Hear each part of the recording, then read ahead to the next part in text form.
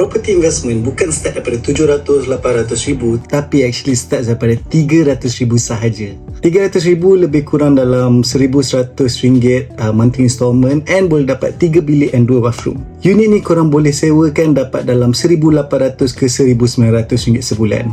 Untung bersih lebih kurang dalam 500 ringgit lepas tolak maintenance semua. Kalau korang nak untung lebih, korang boleh buat konsep homestay ataupun sewa harian and dapat up to 5,000 ringgit sebulan.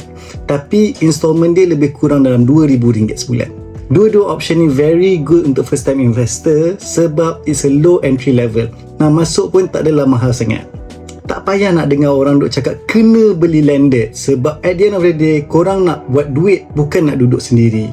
And beli landed tu memang bagus, cuma korang kena ingat korang punya objektif, which is to get passive income. Kalau korang berminat, drop me a comment ataupun DM saya dan saya akan cuba terbaik untuk tolong korang. Assalamualaikum.